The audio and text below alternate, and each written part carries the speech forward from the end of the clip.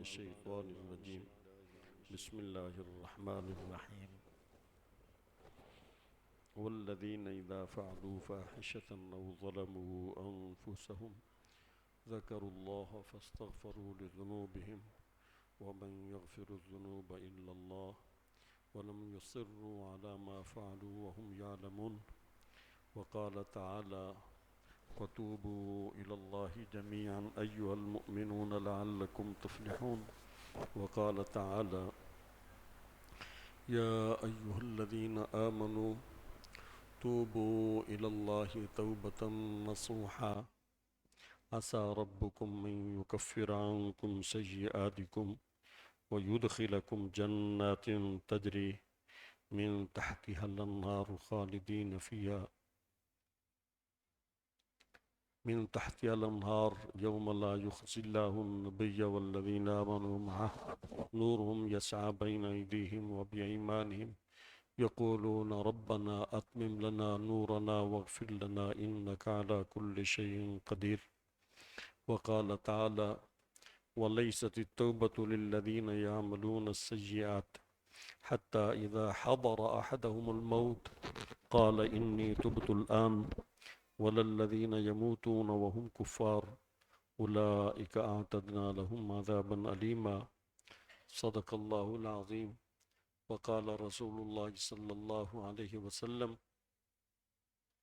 التائب من الذنب كمن لا ذنب له صدق رسول الله الكريم ونحن على ذلك من الشاهدين والشاكرين والحمد لله رب العالمين وقال تعالى إن الله وملائكته يصلون على النبي يا أيها الذين آمنوا صلوا عليه وسلموا تسليما الصلاة والسلام عليك يا سيدنا يا رسول الله وعلى آلك وأصحابك يا سيدنا يا حبيب الله سارے بھائی محبت ادب کے ساتھ الصلاة والسلام علیک یا سیدنا یا رحمت للعالمین وعلى آلك وأصحابك يا سيدنا يا شفيع المذنبين الصلاة والسلام عليك يا سيدنا يا جد الحسن والحسين وعلى آلك وأصحابك يا سيدنا يا وسيلتنا في الدارين حمد و صلاة کے بعد گرامی قدر حاضرین و سامعین، آج 15ویں شعبان المعظم کی رات، یعنی جسے ہمارے عرف میں شب برات کہتے ہیں، اللہ تعالیٰ کے فضل و کرم سے ہم غلامان مصطفیٰ کریم علیہ السلام کو یہ رات میسر آئی۔ بڑی برکتوں والی رات ہے، اور اس رات میں خوش نصیب ہیں وہ لوگ جو اپنی مغفرت کا سامان کر لیتے ہیں۔ شہنشاہ ولایت جناب علی المرتضیٰ رضی اللہ تعالیٰ عنہ روایت فرماتے ہیں، مشکوٰۃ شریف میں حدیث ہے کہ نبی اکرم صلی اللہ تعالیٰ علیہ وسلم نے ارشاد فرمایا اذا كانت لیلۃ النصف من شعبان فقوموا لیلہا وصوموا یومہا، جب شعبان المعظم کی درمیانی شب آئے، 15ویں شب آئے، تو سرکار نے فرمایا کہ رات کو قیام کرنا، یعنی اللہ تعالیٰ کی عبادت میں گزارنا، اور اس کے اگلے دن روزہ رکھنا۔ آگے اس کے متعلق مزید عرض کرتا ہوں۔ تو آپ ممکن ہے سوچیں کہ حدیث پاک میں تو قیام اللیل کا یہ حکم ہوا کہ رات کو قیام کرنا ہے، اور ہمیں علماء نے، قاری صاحب نے یہ بات سنانے پہ لگا دیا۔ اصل میں علم انسان کے لیے بڑا بنیادی فیکٹر ہے۔ اگر ہمیں یہ علم نہ ہو کہ آج رات اتنی قیمتی رات ہے تو ہم مسجد میں جمع ہی نہ ہوتے۔ پہلے علم ہوتا ہے، عمل اس کے بعد ہوتا۔ اس لیے محبوب کریم علیہ السلام نے اپنے صحابی حضرت ابو ذر غفاری رضی اللہ تعالیٰ عنہ سے ارشاد فرمایا۔ حدیث کے 2 جز ہیں، ایک جز عرض کرتا ہوں۔ محبوب علیہ السلام نے ارشاد فرمایا اے ابو ذر لَأَن تَغْدُوَ فَتَتَعَلَّمَ بَابًا مِّنَ الْعِلْمِ خَيْرٌ لَكَ مِنْ أَن تُصَلِّيَ أَلْفَ رَكَعَةٍ۔ اے ابو ذر غفاری، اگر کوئی تیرا دن اس طرح گزرے کہ اس دن میں تو دین کا ایک پورا باب سیکھ لے تو وہ تیرے لیے 1000 رکعت نفل پڑھنے سے زیادہ بہتر ہے. دین سیکھنا یہ بہت ضروری ہے. آج ہمارے پاس وقت نہیں ہے.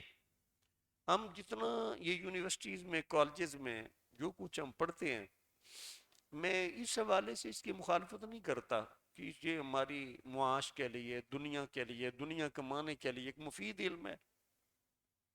لیکن اگر میں یہ سوال کروں کہ جو قبر میں یا حشر میں سوالات ہیں، کیا یہ ہماری یونیورسٹیز ان کی تیاری کرواتی ہیں، وہ سلیبس پڑھاتی ہیں؟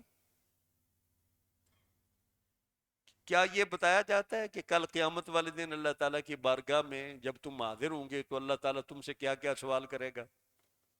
جب تم مرنے کے بعد قبروں میں جاؤ گے تو تم سے کیا کیا سوالات ہوں گے؟ میتھ پڑھ لیں، فزکس پڑھ لیں، بایو پڑھ لیں، اکنامکس پڑھ لیں، یہ سے دنیا تو آپ کی سنور جائے گی، لیکن آخرت کی تیاری صرف تمہیں انبیاء کرام کے علوم یہ کروا سکتے ہیں. انبیاء کرام کے سینوں پر نازل ہونے والا علم یہ اصل میں آخرت کی تیاری کا علم ہے. قیامت والے دن اللہ تعالیٰ نے کون کون سے سوال کرنے ہیں، پہلا سوال کون سا ہوگا، دوسرا کون سا ہوگا، یہ قبر میں جا کر کیا کیا سوال ہونے ہیں، یہ صرف وہی سلیبس اس کی تیاری کروا سکتا ہے جو سلیبس اللہ تعالیٰ نے اپنے انسانوں کے لیے مصطفیٰ کریم علیہ السلام کے قلب اطہر پہ نازل فرمایا. تو وہ علم بھی تو پڑھنا ہے نا. اگر ہمارے بچے یونیورسٹیز میں جائیں، کالجز میں جائیں، سب کچھ پڑھ لیں لیکن دین نہ سیکھیں تو قبر میں اگر یہ سوالات ہوں حشر والے دن تو وہ کیا جواب دیں گے؟ تو جہاں ہم نے اپنی دنیا سنوارنے کے لیے وہ دنیاوی علوم سیکھنے ہیں، وہاں ہمیں اپنی آخرت کی بہتری کے لیے علم دین بھی ہم نے حاصل کرنا. اس لیے محبوب کریم علیہ السلام نے ارشاد فرمایا، جس حدیث کا مفہوم ہے کہ ایک گھڑی علم دین حاصل کرنا رات کے اوقات میں یہ پوری رات عبادت کرنے سے زیادہ بہتر ہے. بلکہ وہ نبی کریم علیہ السلام کی وہ حدیث پاک آپ ارشاد فرماتے ہیں عبادت میں بھی آخر عبادت ہی کی طرف لے کر آؤں گا. یعنی چونکہ عبادت انسان کا حسن ہے، عبادت ابدیت کا حسن ہے، عبادت انسان کے لیے عزت ہے، اور گناہ اور نافرمانی انسان کے لیے ذلت ہے، اہانت ہے، انسلٹ ہے. اگر ہم گناہ کریں تو یہ ہماری انسلٹ ہے. اس پر آگے جا کر میں کچھ عرض کروں گا. لیکن عبادات کے لیے، اعمال کے لیے یہ علم بطور امام کے ہے، اس کے لیے گائیڈ ہے. پہلے علم ہوگا پھر انسان اس کے بعد عمل کر سکتا. نبی اکرم صلی اللہ تعالیٰ علیہ وسلم نے ارشاد فرمایا کہ عالم اور عابد ان دونوں کا کمپیئر کرتے ہوئے، تقابل کرتے ہوئے محبوب کریم علیہ السلام نے ارشاد فرمایا فضل العالم علی العابد کفضلی علی ادناکم. اگر ہم اس حدیث پاک کو کھلے تناظر میں دیکھیں، پوری امت کو اگر اس جملے کا اگر ہم مخاطب بنائیں تو پھر یوں مفہوم بنے گا، وگرنہ اسی مخصوص مجلس کو اگر تو پھر وہاں محبوب علیہ السلام کے صحابہ مراد ہے، وگرنہ پوری امت مراد ہے. حقیقتاً نبی کریم علیہ السلام نے ارشاد فرمایا میری امت عبادت گزار پر عالم دین کی فضیلت ایسے ہے، حضور فرماتے ہیں جس طرح مجھ مصطفیٰ کریم علیہ السلام کی فضیلت تم میں سے کسی ادنا ترین آدمی پر ہو. کوئی جوڑ بنتا ہے؟ کہاں ایک ادنا سا مسلمان اور کہاں سید الانبیاء، کوئی مناسبت نہیں. حضور سمجھانے کے لیے فرماتے ہیں عالم کی عابد پر فضیلت ایسے ہے جیسے میری فضیلت تم میں سے کسی ادنا آدمی پر. اس لیے علم دین بہت ضروری ہے. آج ہم جو دین سے بے بہرا ہوئے نا، بے تعلق ہوئے، اس کی ایک بنیادی وجہ شاید یہ بھی ہو گئی کہ ہم اپنے علم دین سے، دین کے علم سے ہم لوگ بے بہرا ہو گئے، بے تعلق ہو گئے. ہم نے خود بھی نہیں پڑھا اور ہماری حکومتیں اس طرف سے بے توجہ رہیں. سلیبس ایسے بنا دیے گئے اور اس میں اتنا وہ لینتھی اور اتنا وہ یعنی وہ کافی وسیع سلیبس ہمارا بنا دیا گیا، اور اس میں ہمیں اسلامیات کے لیے، دین سیکھنے کے لیے ہمیں وہ پیریڈ بھی میسر نہ آئے، اور جتنے ماڈرن سکول جو ہوتے جائیں گے اتنا اس میں دین کا وہ حصہ کم سے کم رہے گا۔ تو یہ مساجد یہ شروع سے لے کر دین سکھانے کا یہ گہوارہ اور مرکز رہیں، اور امت مسلمہ علی صاحب الصلاۃ والسلام، انہوں نے نبی کریم علیہ الصلاۃ والسلام کی امت کے علماء نے حضور کی امت کو دین سکھانے کے لیے جو خوبصورت مواقع تھے انہیں غنیمت جانا، اور حضور علیہ السلام کی امت کی مناسب وہ رہنمائی کرتے رہے۔ تو آج کی رات یہ اس حوالے سے قیام اللیل کی یہ رات ہے، عبادت کی رات ہے، استغفار کی رات ہے، مغفرت کی رات ہے۔ حضرت میں ابھی وہ نماز جنازہ پڑھنے کے لیے قبرستان میں گیا تھا، لال پیر قبرستان میں، اور میں وہاں جا کر اس حدیث پاک یہ میرے ذہن میں گردش کر رہی تھی کہ جمعہ والے دن حدیث میں نے سنائی بھی، مشکاہ شریف میں حدیث ہے، حضرت سیدہ صدیقہ رضی اللہ تعالیٰ عنہ فرماتی ہیں کہ 15ویں شعبان المعظم کی رات تھی، جو آج کی ہمارے ہاں آج کی رات ہے، 15ویں شعبان المعظم کی رات تھی۔ نبی کریم علیہ الصلوۃ والسلام آپ اپنی ازواج مطہرات، اپنی بیویوں کے ہاں ترتیب سے انہیں آپ وقت عطا فرماتے تھے، ایک نائٹ ایک رات ایک زوجہ محترمہ، دوسری نائٹ دوسری زوجہ محترمہ، اور وہ باری بنی ہوئی تھی کہ مثلا ہفتے والے دن حضرت سیدہ عائشہ صدیقہ رضی اللہ عنہ کی باری ہے، اتوار والے دن حضرت حفصہ کی ہے، اور سوموار والے دن حضرت صفیہ کی ہے، اسی ترتیب کے ساتھ جو بھی وہاں ترتیب تھی باری یہ وقت عطا فرمانے کی۔ تو حضرت سیدہ عائشہ صدیقہ رضی اللہ تعالیٰ عنہ فرماتی اتفاق ایسا ہوا کہ 15ویں شعبان المعظم کی رات اس روٹین میں وہ نبی کریم علیہ الصلوۃ والسلام نے مجھے عطا فرمانا تھی، میرے گھر میں آپ تشریف فرماتے، تو ہم میاں بیوی اپنے کمرے میں تھے، کہیں میں سو گئی، اچانک جب میں اٹھی تو فقط تو رسول اللہ صلی اللہ علیہ وسلم، میں نے محبوب علیہ الصلوۃ والسلام کو اپنے کمرے سے غائب پایا، بیڈ پر آپ بستر پر آپ تشریف فرما نہیں تھے۔ تو میں نبی علیہ الصلوۃ والسلام کی محبت کے ہفتے کے بعد وہ باری آتی تھی، اور یہ ہفتے کے بعد جو باری آنا ہے نا، یہ ہم ممکن ہے عمومی سطح پر یہ سوچیں کہ شاید دنیا میں اگر ایک انسان کی ایک سے زیادہ اگر بیویاں ہوں تو وہ آپس میں جو ان کا رشتہ ہوتا ہے سوتن کا، پنجابی میں سوکن، سوتن کا جو رشتہ ہوتا ہے اس میں کچھ وہ ایک دوسرے کے ساتھ وہ احساس برتری، جذبہ وہ اپنا رقابت اسد، وہ اس طرح کی جو کیفیات ہیں وہ مراد ہوں۔ لیکن نبی کریم علیہ الصلوۃ والسلام کے ازواج مطہرات کو رب تعالیٰ نے اپنے فضل و کرم سے پاک فرما دیا تھا۔ رب تعالیٰ فرماتا ہے یا نساء نبی لستن کاحد من النساء ان اتقیتن، اے نبی کی بیویوں تم دوسری عورتوں کی طرح نہیں ہو۔ آگے جا کر اسی پارہ میں رب تعالیٰ ارشاد فرماتا ہے انما یرید اللہ لیذھب عنکم الرجس اہل البیت ویطہرکم تطہیرا، اے نبی کے گھر والو، اللہ تعالیٰ ارادہ فرماتا ہے کہ تم سے پریدیاں دور کر دے، رجس کو دور کر دے اور تمہیں پاک اور صاف فرما دے۔ نبی کریم علیہ الصلوۃ والسلام کی اہل بیت پاک ہیں، لیکن اس میں علماء کرام نے جو حکمت بیان فرمائی وہ یہ کہ حضرت حنظلہ اسیدی رضی اللہ تعالیٰ عنہ حدیث کے راوی ہیں، تو وہ نبی علیہ السلام مشکات میں یہ بھی حدیث ہے، نبی کریم علیہ الصلوۃ والسلام کی خدمت اقدس میں حاضر تھے، گھر آئے تو کیفیت وہ نہ رہی، باہر نکلے، حضرت سیدنا صدیق اکبر رضی اللہ تعالیٰ سے ملاقات ہو گئی، انہوں نے پوچھا کیف انت یا حنظلہ، حنظلہ کیسے ہو؟ تو حضرت حنظلہ کہنے لگے نافق حنظلہ، حنظلہ تو منافق ہو گیا، حنظلہ منافق ہو گیا۔ آپ نے فرمایا وہ کیسے؟ کہنے لگا جب میں مصطفیٰ کریم علیہ الصلوۃ والسلام کی خدمت اقدس میں حاضر تھا تو وہاں پر ایمان کی کیفیت اور تھی، گھر میں آیا وہ ایمان کی کیفیت نہیں ہے، تو میں سمجھتا ہوں یہ جو میری دوہری یہ کیفیت ہے نا، حضور کی خدمت میں جائیں تو ایمان اور طرح کی کیفیت ہم محسوس کرتے ہیں، گھر میں آ جائیں تو اور طرح کی کیفیت ہوتی ہے، ہم وہ والی کیفیت اپنے اندر نہیں پاتے، تو میں اپنے آپ کو منافق سمجھتا ہوں۔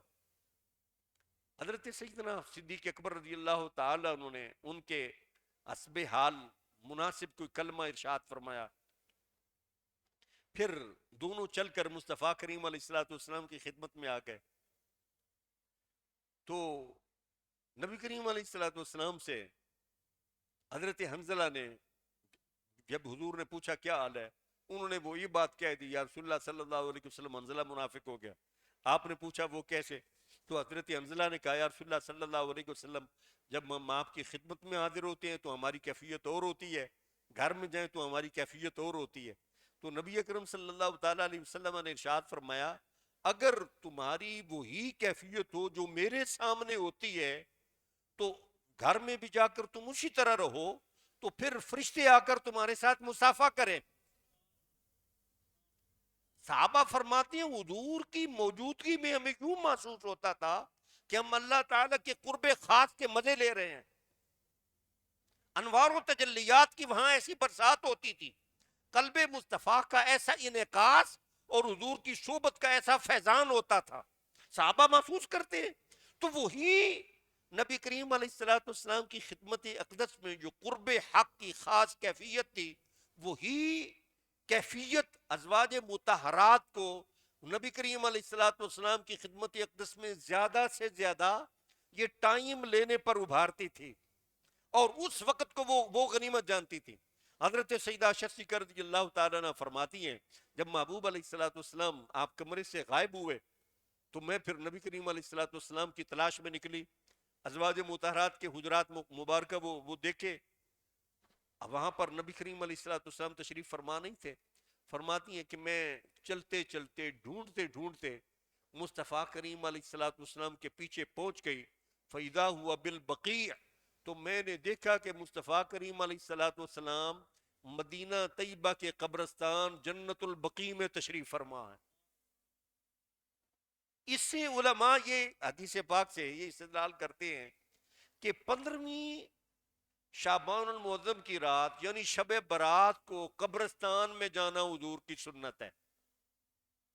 15ویں شعبان کی رات، ابھی آپ کو اللہ تعالیٰ توفیق عطا فرمائے، وہ میں جنازہ پڑھنے کے لیے گیا تو میں بڑا خوش ہوا کہ اللہ تعالیٰ نے مجھے فری میں آج کی رات قبرستان کی حاضری نصیب کر دی، قبرستان میں آج کی رات جانا ہے۔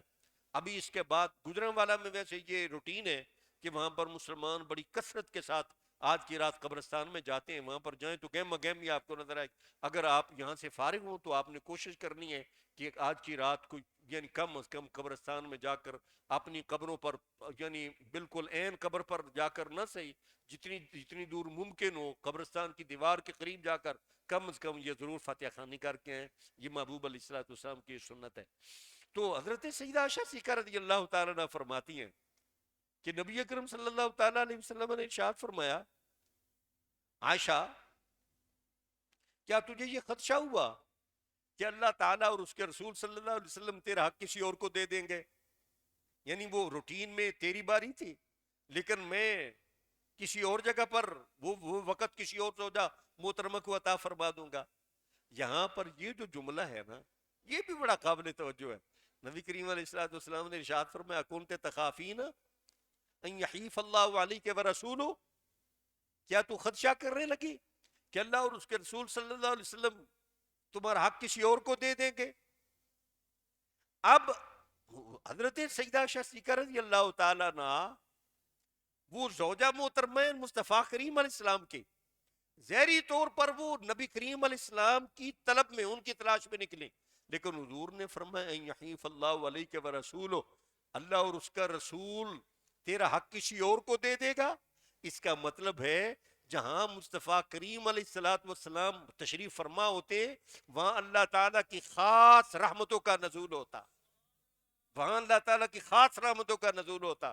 پھر نبی اکرم صلی اللہ تعالیٰ علیہ وسلم نے ارشاد فرمایا اے عائشہ 15ویں شعبان المعظم کی رات ان اللہ تعالیٰ ینزل لیلۃ النصف من شعبان الی السماء الدنیا، حضور نے فرمایا کہ یہ شعبان المعظم کی نصف شب کو درمیانی شب کو 15ویں رات کو اللہ تعالیٰ آسمان دنیا کی طرف رحمت کے ساتھ یہ تجلی فرماتا، بطور خاص رحمت کے ساتھ متوجہ ہوتا۔ فَيَغْفِرُ لِأَكْثَرَ مِنْ عَدَدِ شَعْرِ غَنَمِ قلب، حضور نے فرمایا آج کی رات اللہ تعالیٰ بنو کلب کی بکریوں کی بالوں کی تعداد سے بھی زیادہ لوگوں کی مغفرت فرما دیتا.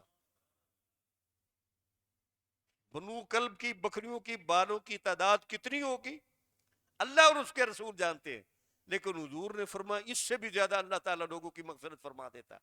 اور پھر بطور خاص یہ دوسری حدیث ہے، اس میں نبی اکرم صلی اللہ تعالیٰ علیہ وسلم نے ارشاد فرمایا، اے عائشہ ہل تدرین ما فی هذه اللیلہ، اے عائشہ صدیقہ رضی اللہ تعالیٰ عنہ، آپ کو پتہ ہے کہ شب برات کو کیا ہوتا، آج کی رات کیا ہوتا؟ عرض کیا رسول اللہ صلی اللہ علیہ وسلم ما فیہا، مجھے تو نہیں پتا، آپ ارشاد فرمائیں یہ شب برات کو کیا ہوتا؟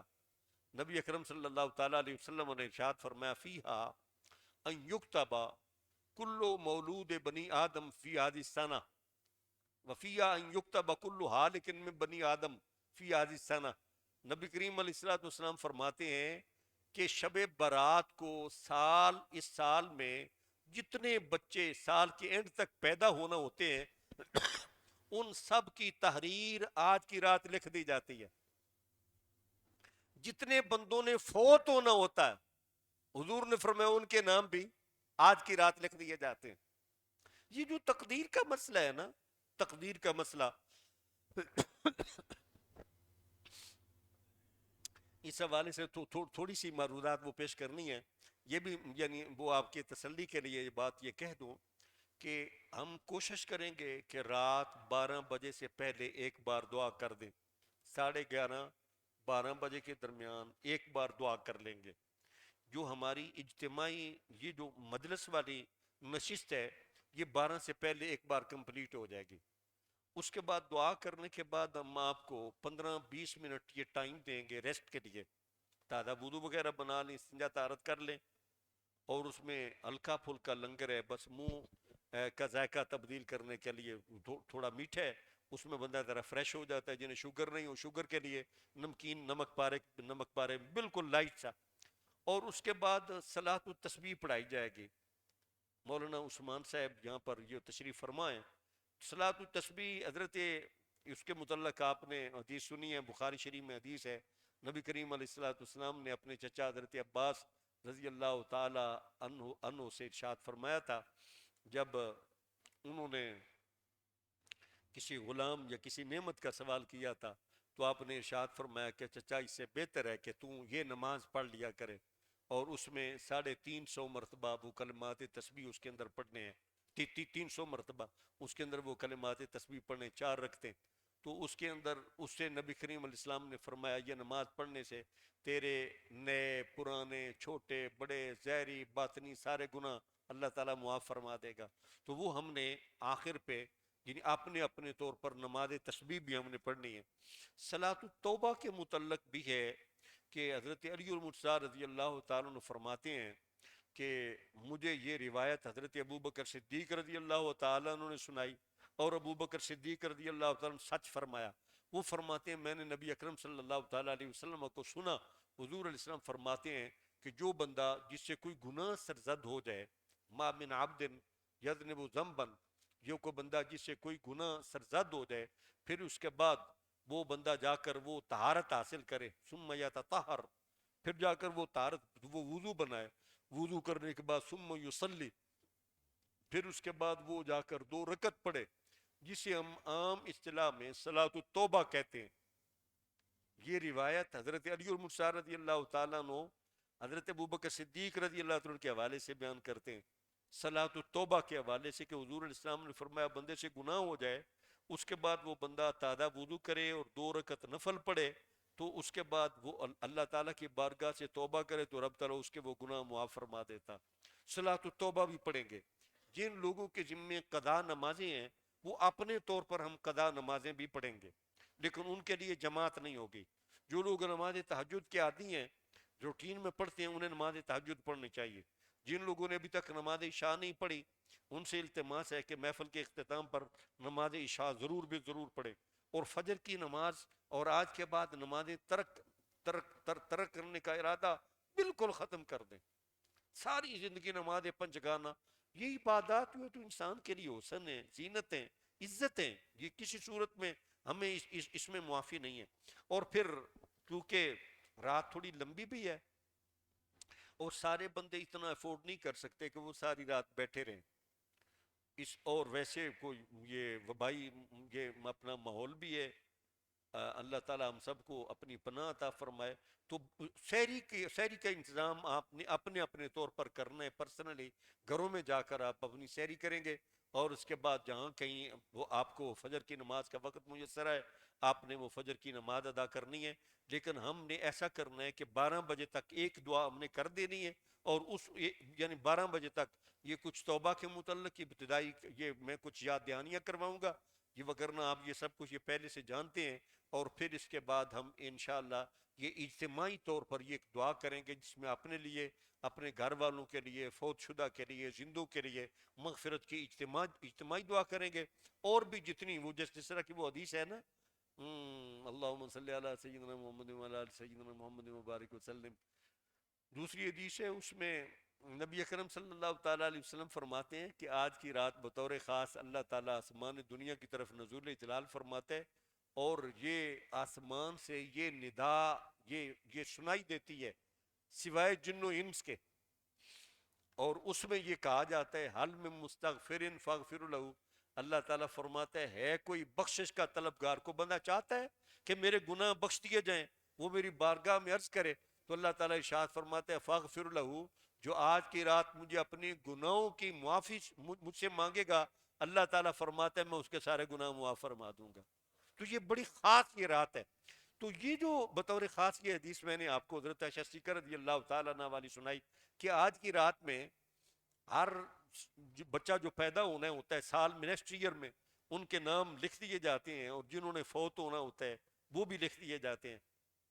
اور ایک بخاری شریف میں یہ بھی حدیث ہے، غالباً عبداللہ بن مسعود رضی اللہ عنہ راوی ہیں، فرماتے ہیں کہ جب انسان اپنے ماں کے رحم میں یہ 40ویں وہ پورے کر لیتا، یعنی 120 دن، تو پھر اس کے اندر روح پھونکی جاتی ہے، فرشتہ آتا ہے تو اس کے وہ پیشانی پر لکھ دیتا کہ اس بندے کی عمر کتنی ہوگی، یہ بندہ عمل کون سے کرے گا، یہ بندہ جنت میں جائے گا یا جہنم میں جائے گا، حدیث پاک میں اس وقت بھی لکھ دیا جاتا۔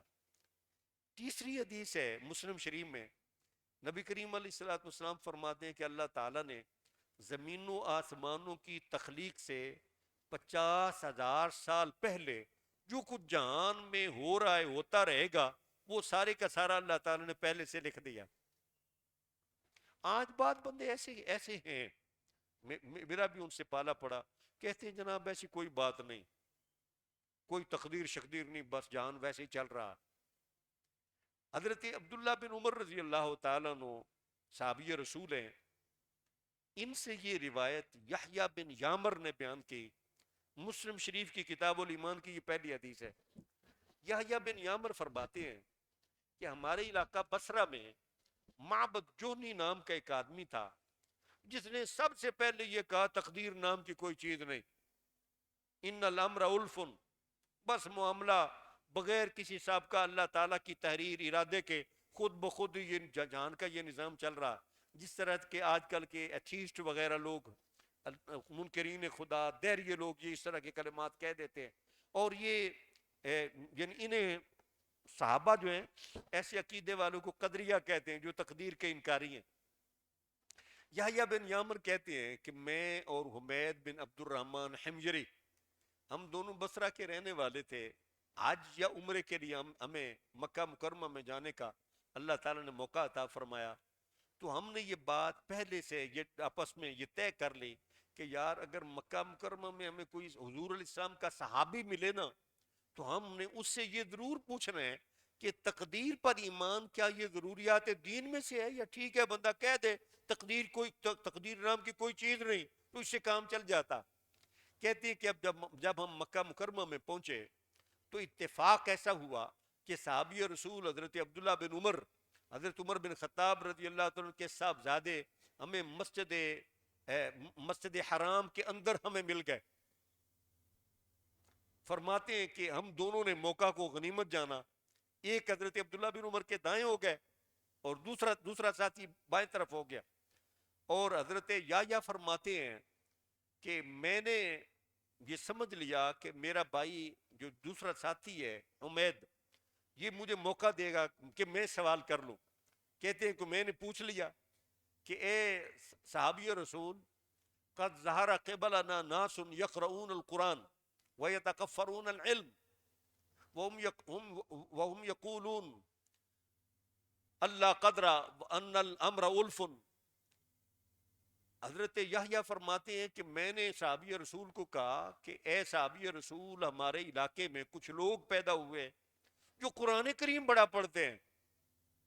ہمارے علاقے میں کچھ لوگ ہیں جو قرآن کریم بڑا پڑھتے ہیں، علمی باتیں کرتے ہیں، بڑی تحقیقی ریسرچ کی باتیں کرتے ہیں، لیکن اور وہ اس طرح تقوی طہارت ہے فلاں فلاں، لیکن وہ کہتے ہیں تقدیر نام کی کوئی چیز نہیں. ان الامر الف، معاملہ خود بخود یہ چل رہا ہے اللہ تعالیٰ کے علم سابق کے بغیر، تقدیر کے بغیر. اللہ تعالیٰ نے پہلے نہ اللہ تعالیٰ کو معاذ اللہ علم ہے، نہ اللہ تعالیٰ نے اس کے متعلق کوئی لکھا ہے، یہ خود بخود ہی یہ نظام چل رہا. تو حضرت عبداللہ بن عمر رضی اللہ تعالیٰ عنہ نے اس یحییٰ بن یامر کو ارشاد فرمایا کہ اے یحییٰ بن یامر، جب تو واپس اپنے علاقے میں جائے فَأَخْبِرُمْ أَنِّي بَرِيءٌ مِّنْهُمْ وَهُمْ بُرْآءُ مِنِّي. جا کر جب اپنے واپس علاقے میں جائے تو جا کر انہیں کہہ دینا کہ صحابی رسول فرماتے ہیں کہ میں تم سے بالکل بے تعلق ہوں، بری ہوں، تمہارے اس عقیدے کے ساتھ میرا کوئی تعلق نہیں. میرا عقیدہ وہ ہے جو نبی کریم علیہ الصلوۃ والسلام نے ہمیں عقیدہ عطا فرمایا، اور تمہارا ہمارے ساتھ کوئی تعلق نہیں. اور پھر حضرت یحییٰ فرماتے ہیں یہ بات کہنے کے بعد حضرت عبداللہ بن عمر نے ہمیں یہ حدیث سنائی کہ فرماتے ہیں کہ حدثنی ابی عمر بن الخطاب، میرے والد گرامی حضرت عمر بن خطاب نے مجھے نبی کریم علیہ الصلوۃ والسلام کی یہ حدیث سنائی. وہ فرماتے ہیں کہ حضرت عمر رضی اللہ تعالیٰ عنہ نے ہمیں بتایا کہ بینما نحن عند رسول اللہ صلی اللہ علیہ وسلم اطلع رجل شدید بیاض الثياب شدید سواد الشعر یا لا یرا علی اثر سفر ولا يعرف منا احد فجلس عند رسول اللہ صلی اللہ علیہ وسلم فاسند رکبتي الى رکبتي ووضع يديه على فخذي الى آخر الحدیث. کہتے ہیں کہ میرے والد گرامی نے مجھے یہ حدیث سنائی کہ ہم ایک دن مصطفیٰ کریم علیہ الصلوۃ والسلام کے سامنے باپ کے پاس بیٹھے ہوئے تھے کہ اچانک ایک اجنبی بندہ آ گیا. اچانک ایک اجنبی بندہ آ گیا اور اس بندے کی حیت ایسی تھی کہ اس کے بال بہت زیادہ کالے تھے اور اس کے کپڑے بہت زیادہ سفید تھے. اس پر سفر کے آثار بھی نہیں تھے. ہماری طرح کا لگژری سفر تو نہیں نہ تھا، یا بندے پیدل آتے تھے یا گھوڑے پر، گرد و غبار پڑ جاتی ہے، پسینہ ہوتا ہے، دھول پڑ جاتی ہے. کہتے ایسے کوئی آثار بھی نہیں تھے. اگر یہاں مدینہ طیبہ کسی محلے کا رہنے والا ہو تو ہم پہچان لیتے کہ یہ والی کا رہنے والا ہے، یہ فلاں محلے کا. کہتے ہیں لا یعرف منا احد. وہ بندہ ایسا تھا کہ ہم نے آج اسے زندگی میں پہلی بار دیکھا. آ کر وہ نبی کریم علیہ الصلوۃ والسلام کے سامنے حضور علیہ السلام اس طرح دوزانو بیٹھے ہوئے تھے، جس طرح ہم اتحیات بیٹھتے ہیں نا، نبی کریم علیہ السلام اتحیات کی صورت میں بیٹھے ہوئے تھے. وہ بندہ بالکل سامنے آ کر حضور کے سامنے اپنے زانو، اپنے گھٹنے حضور علیہ السلام کے گھٹنوں کے ساتھ ملا کر بالکل حضور کے سامنے آ کر دوزانو بیٹھ گیا. فرماتے ہیں اور اس نے اپنے ہاتھ اپنے دونوں زانوؤں پر رکھ لیے. نبی کریم علیہ الصلوۃ والسلام سے پوچھتا ہے یا محمد اخبرنا مل اسلام، یا رسول اللہ صلی اللہ علیہ وسلم بتائیں اسلام کیا. نبی کریم علیہ الصلوۃ والسلام نے ارشاد فرمایا الاسلام ان تشهد ان لا اله الا الله وان محمدا عبده ورسوله وتقيم الصلاه وتؤتي الزكاه وتصوم رمضان وتحج البيت ان استطاع اليه سبيلا. اسلام یہ ہے کہ تو کلمہ شہادت کا اقرار کرے کہ اللہ، میں گواہی دیتا ہوں کہ اس بات کی تو گواہی دے کہ اللہ تعالیٰ کے علاوہ کوئی معبود برحق نہیں، اور اس بات کی گواہی دے کہ محمد صلی اللہ علیہ وسلم اللہ تعالیٰ کے بندے اور اس کے رسول ہیں، اور تو نمازیں پڑھے، زکوٰۃ دے، رمضان کے روزے رکھے، اگر تجھے استطاعت ہو تو تو حج کرے. یہ اسلام ہے. تو وہ بندہ کہنے لگا صدقتا، آپ نے بالکل صحیح جواب دیا۔ حضرت عمر فرماتے ہیں فَعَجَبْنَا لَهُ يَسْأَلُ وَيُصَدِّقُ، ہمیں بڑا تعجب ہوا کہ یہ بندہ کیسا ہے، سوال بھی کرتا ہے پھر تصدیق بھی کرتا ہے۔ سوال کرنے سے پتہ چلتا ہے کہ اسے معاملے کی خبر نہیں ہے، تصدیق کرنے سے پتہ چلتا ہے یہ خود بھی جانتا ہے۔ کہتے پھر اس نے پوچھا اخبرنی مل ایمان، ایمان کیا؟ نبی اکرم صلی اللہ تعالیٰ علیہ وسلم نے ارشاد فرمایا الایمان ان تؤمن باللہ و ملائکتہ و کتبہ و رسلہ والیوم الاخر و تؤمن بالقدر خیرہ و شرہ۔ ایمان یہ کہ تو اللہ تعالیٰ پر ایمان لائے، رسولوں پر ایمان لائے، کتابوں پر ایمان لائے، یوم آخرت پر، بطور خاص تقدیر پر تو ایمان لائے۔ پھر پوچھا کہ قیامت کب آئے گی، احسان کیا ہے؟ حضور نے اس کا جواب دیا قیامت کب آئے گی؟ تو حضور نے فرمایا کہ مسئول عنہ سائد سے زیادہ جاننے والا نہیں۔ کہا اس کی علامتیں بتا دیں، سرکار نے علامتیں بتا دیں۔ وہ بندہ وہ جب چلا گیا تو حضرت عمر فرماتے ہیں تھوڑی دیر گزری تھی فلبثت ملیا، تھوڑی دیر گزری تو نبی کریم علیہ السلام نے پوچھا اے عمر اتدری من السائل، تو جانتا ہے کہ یہ سائل کون تھا؟ کہا نہیں۔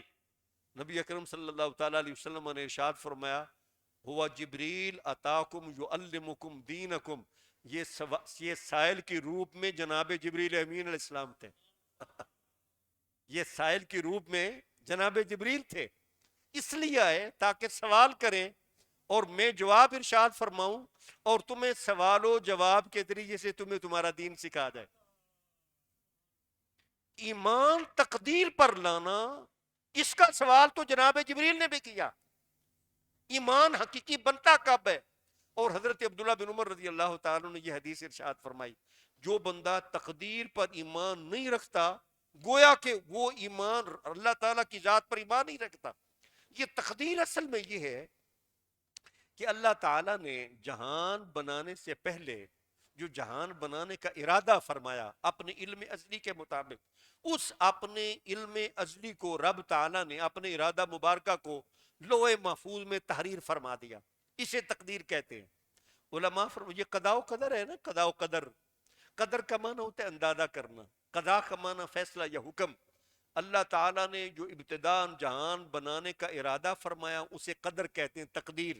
اور اس کے مطابق جہاں میں جب وہ ساری چیزیں وہ ظہور پذیر ہوتی ہیں، بچے پیدا ہو جاتے ہیں، فوت ہو جاتے ہیں، کوئی چیز بلڈنگ بن جاتی ہے، کوئی ختم ہو جاتی ہے، اسے کہتے ہیں قضاء۔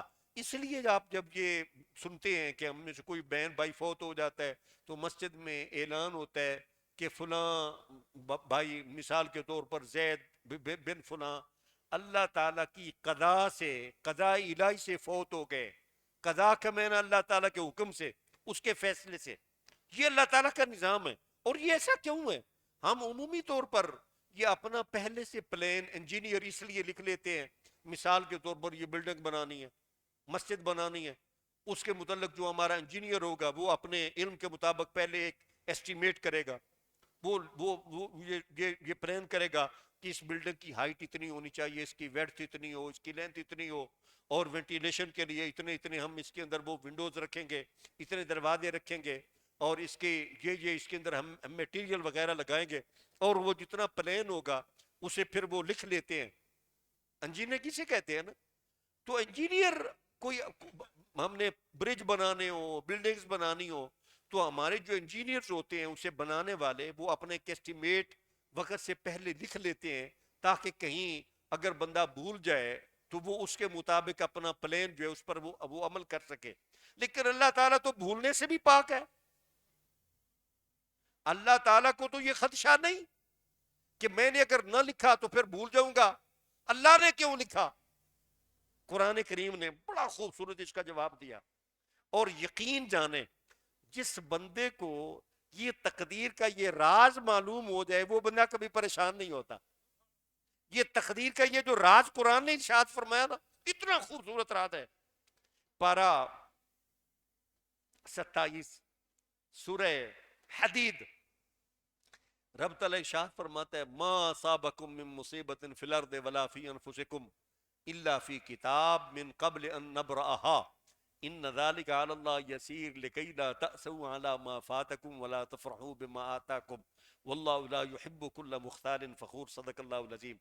رب تعالیٰ ارشاد فرماتے ہیں اے انسانوں جو چیز بھی تمہیں دنیا میں پہنچتی ہے تمہاری اپنی ذات میں یا زمین میں جو کچھ یہ بارشیں برستی ہیں زمین سے غلے اناج اگتے ہیں زمین کے اوپر یعنی حوادث آتے ہیں تمہیں کوئی بیماریاں آتی ہیں تمہیں خوشیاں آتی ہیں تکلیفیں آتی ہیں کبھی تنگی آتی ہے کبھی فراخی آتی ہے جو کچھ بھی تمہیں وہ ملتا جو کچھ جہان میں ہوتا اللہ تعالیٰ فرماتا الا فی کتاب من قبل ان نبرہا یہ سارے کا سارا پہلے سے لکھی ہوئی تحریر میں موجود ہے جسے ہم نے جہان بنانے سے پہلے لکھ دیا.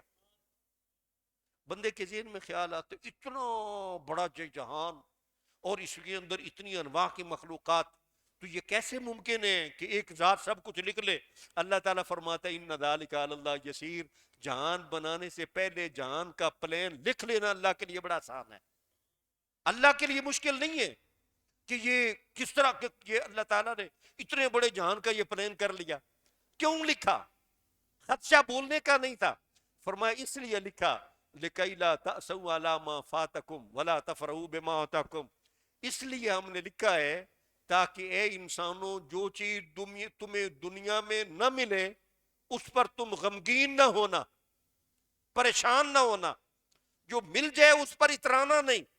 اگر تمہیں کامیابی ملی ہے اس لیے ملی ہے کہ اللہ نے لکھ دی ہے. اگر تمہیں کوئی چیز نہیں ملی اس لیے نہیں ملی ہے کہ اللہ نے لکھ دی ہے. یہ ایسا گر ہے اللہ تعالیٰ سے راضی رہنے کا اور اللہ تعالیٰ کی نعمتوں کا شکریہ ادا کرنے کا. نبی اکرم صلی اللہ تعالیٰ علیہ وسلم نے دوسری حدیث میں ارشاد فرمایا نا اللہم صلی علی سیدنا محمد وعلی آل سیدنا محمد وبارک وسلم. حضور فرماتے ہیں کہ جو بندہ اللہ تعالیٰ کی اس تحریر پر اس تقدیر پر راضی ہو گیا وہ جہان میں سب سے بڑا غنی ہے. سب سے مالدار اور غنی وہ بندہ ہے جو اللہ تعالیٰ کی تقدیر کے ساتھ راضی ہے. تو تقدیر کے ساتھ راضی ہو جاؤ تو جان میں ساری ٹینشنیں ختم ہو جائیں گی. تو اللہ تعالیٰ بطور خاص آج کی رات یہ ہماری سال بھر کی تقدیریں اب انہوں تینوں حدیثوں کو ہم اس طرح تطبیق دیں گے کہ اللہ تعالیٰ نے ازل میں ایک پلان لکھ دیا. سال بھر کی جتنے امور ہوتے ہیں اللہ تعالیٰ ایک سال کے لیے وہ قضاء و قدر کے جو فیصلے ہیں وہ ہر محکمے کے متعلقہ جو فرشتے ہیں موکلین ہیں ان کو اللہ تعالیٰ سال بھر کی وہ ہدایات جاری کر دیتا ہے آج کی رات. اور دوسری حدیث میں یوں بھی ہے نبی اکرم صلی اللہ علیہ وسلم نے ارشاد فرمایا فیہا تنزل ارزاقہم و ترفع اعمالہم. نبی کریم علیہ السلام فرماتے ہیں کہ 15ویں شعبان المعظم کی رات کو لوگوں کے رزق جو نازل ہونا ہوتے ہیں اس کے فیصلے ہوتے ہیں. اور اسی رات میں جو گزشتہ انسان کی زندگی کا سال ہوتا ہے اس سال کے اعمال اللہ تعالیٰ کی بارگاہ میں فرشتے انسانوں کے اعمال کے وہ رجسٹر پیش کرتے ہیں. وہ اعمال اللہ تعالیٰ کی بارگاہ میں پیش کرتے ہیں. اور نبی کریم علیہ السلام نے جب یعنی اسماء مکرم کا یہ روزہ رکھا نا بطور خاص تو صحابہ نے پوچھا یا رسول اللہ صلی اللہ علیہ وسلم آپ نے یہ روزہ بطور خاص کیوں رکھا؟ سرکار فرماتے ہیں کہ اس مہینے میں چونکہ اعمال اللہ تعالیٰ کی بارگاہ میں پیش ہوتے ہیں میں چاہتا ہوں کہ جب میرا اعمال نامہ اللہ تعالیٰ کی بارگاہ میں آج کے دن پیش ہو رہا ہو تو اس وقت جب اللہ تعالیٰ فرشتوں سے پوچھے کہ اس وقت وہ میرے بندے کس حالت میں ہیں تو وہ کہیں کہ یا اللہ وہ تو اس وقت روزے کی حالت میں ہے میں اللہ تعالیٰ کی عبادت میں وہ رات اور دن گزارنا چاہتا ہوں. تو بطور خاص اس لیے اور میں یہ سمجھتا ہوں یہ نبی کریم علیہ السلام کی امت کے لیے بہت بڑی شفقت ہے. اگر ہمیں حضور نہ بتاتے میرے پاس تو کوئی ایسی اینک نہیں تھی کہ میں تمہیں کہہ سکتا یار آج دی رات اتنی مغفرت ہونی ہے توبہ کر لو آج دی رات مغفرت بڑی آسان ہے آج کی رات ایسا ہے. میں تو نہیں بتا دنیا کا غیر نبی کوئی بندہ نہیں بتا سکتا. کوئی کسی کے پاس ایسی اینک ہے ہی نہیں کہ کوئی بندہ اپنے علم سے اپنے قرائن شواہد سے اٹکل پچو لگا کر یہ ان راتوں میں ہونے والی برکات کا کوئی بندہ ادراک کر لے. مصطفیٰ کریم علیہ السلام آپ ایسے اللہ تعالیٰ کی اللہ تعالیٰ کے اللہ تعالیٰ کی وحی سے ایسے عالم ہیں کہ حضور علیہ الصلوۃ والسلام چاہتے ہیں کہ میری امت اگر ساری رات ساری زندگی کی ساری راتیں اللہ تعالیٰ کی عبادت میں نہ گزار سکے تو کم از کم وہ خاص راتیں جن میں بطور خاص اللہ تعالیٰ کی رحمت بڑھتی ہے ان راتوں میں اگر اللہ تعالیٰ کی بارگاہ میں حاضر ہو کر معافیاں مانگ لے رب تعالیٰ ان کے سارے گناہ معاف فرما دے. تو یہ ہمارے لیے نبی کریم علیہ الصلوۃ والسلام کی یہ بہت بڑی یہ شفقت اور حضور کی یہ بہت بڑی رحمت ہے. اب یہ تھوڑا سا اس سے آگے بڑھیں کہ انسان میں یا آپ انبیاء کرام کو نکال کر ہم میں سے تقریباً کوئی بندہ ہو الا ماشاء اللہ مگر نہ ہر انسان سے خطائیں اور گناہ ہوتے رہتے ہیں. نبی کریم علیہ السلام کی حدیث پاک بھی ہے کل بنی آدم خطاؤن وخیر الخطائین التوابون. نبی کریم علیہ السلام فرماتے ہیں آدم کی اولاد سے انسانوں سے عورتوں مردوں سے اکثر سے گناہ ہوتے رہتے ہیں. حضور نے فرمایا بہترین خطا کار وہ ہیں جو گناہ کرنے کے بعد اللہ تعالیٰ کی بارگاہ میں اپنی گناہ سے معافی مانگ لیں. گناہ تو ہو ہی جاتے ہیں, گناہ کے بعد اس کا حل کیا ہے؟ اس پر اڑ نہیں رہنا ہے بلکہ اس پر توبہ کرنی ہے. اللہ تعالیٰ نے مطلقاً ارشاد فرمایا توبو الی اللہ جمیعا ایھا المؤمنون لعلکم تفلحون. اے سارے انسانوں اللہ تعالیٰ کی طرف توبہ کرو, اے سارے انسانوں توبہ کرو.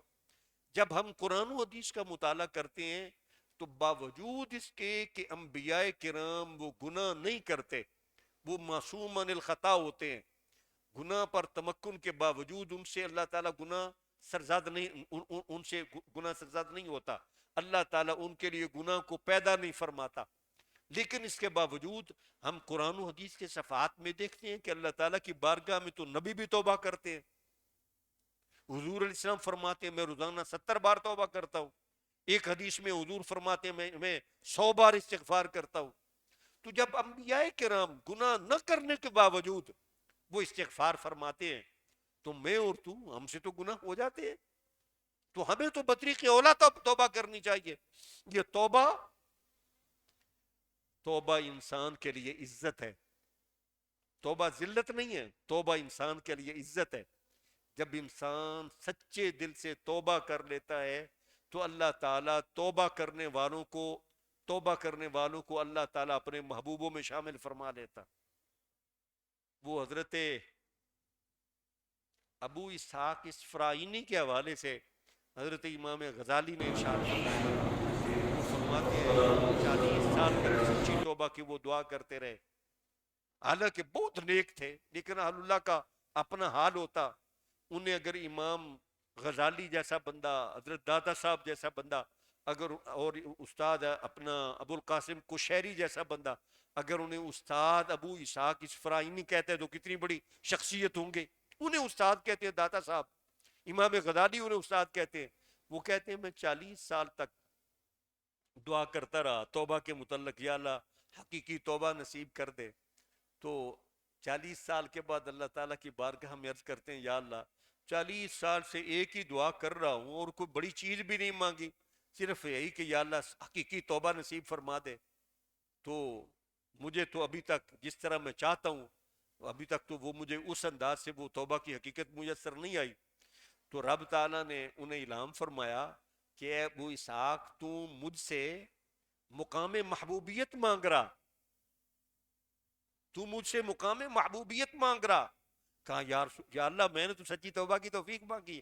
کہا تو نے قرآن نہیں پڑھا ان اللہ یحب التوابین, توبہ کرنے والے تو اللہ کے محبوب ہوتے ہیں, توبہ کرنے والے تو اللہ کے محبوب ہوتے ہیں.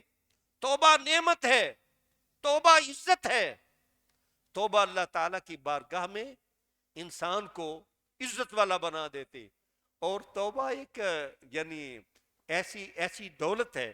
حضور فرماتے ہیں التائب من الذنب کمن لا ذنب لہ, جب انسان سچے دل سے توبہ کر لیتا ہے تو رب تعالیٰ اس کے گناہ اس طرح معاف فرما دیتا ہے جیسے اس نے کوئی گناہ کیا ہی نہیں ہے. بلکہ وہ میں نے کسی روایت میں پڑھا ہے کہ نبی کریم علیہ الصلوۃ والسلام فرماتے ہیں جب انسان سچے دل سے توبہ کرتا ہے تو صرف یہ نہیں کہ اس کے رجسٹر سے، نامہ اعمال سے اس کے وہ گناہ محو کر دیے گئے، ریموو کر دیے گئے، صرف اتنا نہیں ہوتا بلکہ نبی کریم علیہ السلام فرماتے ہیں وہ کرامن کاتبین فرشتے جو گناہ لکھتے ہیں نا، رب تعالیٰ ان فرشتوں کو اس بندے کے گناہ بلا دیتا، صرف مٹتے نہیں انہیں گناہ بھول جاتے ہیں۔ اتنی بڑی یہ توبہ، یہ دولت ہے، اور آج کی رات یہ توبہ کی رات ہے۔ ہم نے اس کے متعلق چونکہ بہت ساری حدیثیں میرے ذہن میں ہیں، بخاری میں بھی، ترمذی میں بھی، نسائی میں بھی، میں مطالعہ کرتا رہا ہوں، اور پہلے کچھ عرض بھی کی ہیں، مزید انشاءاللہ وہ آپ سنتے رہیں گے، لیکن اختصار کے ساتھ اب اختتامی کلمات کی طرف آنا چاہتا ہوں۔ یہ وگرنہ اس موضوع پر 2 3 4 گھنٹے بھی اگر تقریر کی جائے تو یہ نہ ختم ہونے والا یہ مضمون ہے۔ یہ عرض کرنا چاہتا ہوں کہ ہمارے ہاں ایک عام روٹین ہے جو میں عمومی طور پر دیکھتا ہوں کہ بعض بھائی کہتے ہیں جی میں روزانہ پوری توبہ دی، استغفار دی تسبیح کرنا، استغفر اللہ استغفر اللہ استغفر اللہ، میں جناب پوری توبہ دی تسبیح کرنا۔ کوئی بندہ آتا جی میں 5 تسبیحاں کرنا، کئی بندے ہوندے ستیاں آندے جی یا اللہ توبہ، پاسا پرتیا تیا کہ یا اللہ توبہ۔ توبہ کی حقیقت کیا ہے؟ توبہ کیا ہوتی ہے؟ توبہ کا لغوی معنی ہوتا ہے رجوع کرنا یا واپس آنا۔ انسان اگر مشرق کی طرف چل رہا ہے، اگر بندہ اسی طرف چلتے چلتے کہے نا کہ میں واپس آ رہا ہوں، میں واپس آ گیا، میں پلٹ گیا، میں پلٹ گیا، واپس آیا، لیکن پیچھے آئے نہیں، جاتا وہ سیدھا رہے مشرق کو، تو اس بندے کو واپس پلٹنے والا نہیں کہتے۔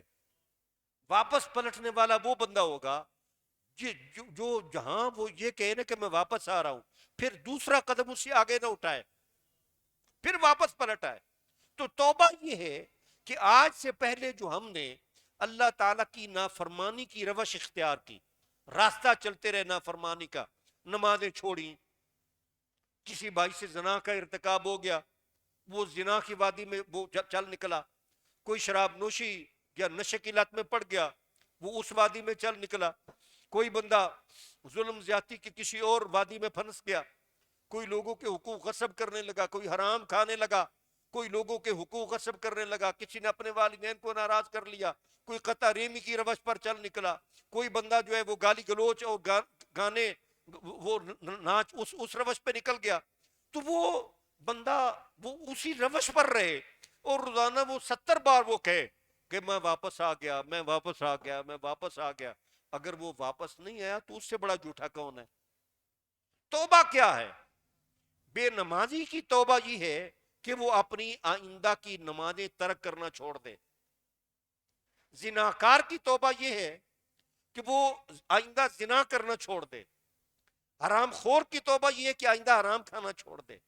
قطع رحمی والے کی توبہ یہ ہے کہ وہ آئندہ قطع رحمی کرنا چھوڑ دے۔ گانا سننے والے، گالی گلوچ کرنے والے، گانا بولنے والے کی توبہ یہ ہے کہ آئندہ کے لیے وہ کلمات اپنی زبان سے وہ کلمات نکالنا چھوڑ دے۔ غیبت کرنے والے کی توبہ یہ ہے کہ آئندہ کے لیے وہ غیبت کرنا چھوڑ۔ اللہ عادل کے ہر گناہ کی علیحدہ علیحدہ توبہ۔ لیکن یہ صرف ایسے بھی نہیں۔ ایک بندہ ایسا ہے، بوڑھا ہو گیا، چوری کرتا تھا، اب وہ چوری کے قابل نہیں رہا، اس کی ٹانگیں نہیں چلتی، وہ چلنے پھرنے سے معذور ہو گیا، اور اگر اس نے وہ پچھلی عمر میں اپنی عاجزی کی وجہ سے اگر اس نے وہ گناہ چھوڑ دیے تو یہ بھی توبہ نہیں ہے، یہ بھی توبہ نہیں ہے۔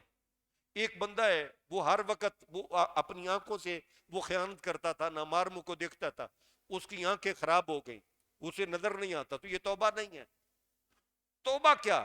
اس کے لیے آپ میرے بھائی ہیں، میں آپ کو الحمدللہ حسن ظن آپ کے متعلق رکھتا ہوں، چونکہ یہ قیمتی لمحات ہیں، اور میں یہ سمجھتا ہوں آپ کے میرے ذمے یہ حق ہے، جس طرح میرے کچھ حق آپ کے ذمے ہیں، میں دین کا رہنما ہونے کی وجہ سے محسوس کرتا ہوں آپ کے میرے ذمے بھی کچھ حق ہے۔ وہ حق اگر میں نہیں آپ کو بتاتا تو اللہ تعالیٰ پناہ عطا فرمائے، یہ حق اگر کوئی بندہ نہ دے تو قیامت والے دن ہم اپنے حق کا مطالبہ بھی کر سکیں گے، اور پھر وہ بڑا مشکل معاملہ ہوگا۔ اس لیے علماء کو یہ ضرور چیزیں بتانی چاہیے، اور میں یہ گاہے بگاہے یہ چیزیں یاد دہانی کے طور پر یہ عرض کرتا رہتا ہوں۔ سب سے پہلے توبہ کے لیے علماء فرماتے ہیں سب سے پہلے ہے اعتراف جرم، بندہ اپنے گناہ کا اعتراف کرے، بندہ اپنے گناہ کا اعتراف کرے۔ اگر بندہ گناہ کر کے مندہ ہی نہیں میں کیتا ہے تو اس کی توبہ نہیں ہے، آندھا ہی میں کیتا ہی نہیں۔ جب اس نے اعتراف ہی نہیں کرنا تو پھر اس کی توبہ کیا ہوئی؟ سب سے پہلے اقبال جرم یا اعتراف، جسے آج کی لا کی اصطلاح میں کنفیشن کہتے ہیں۔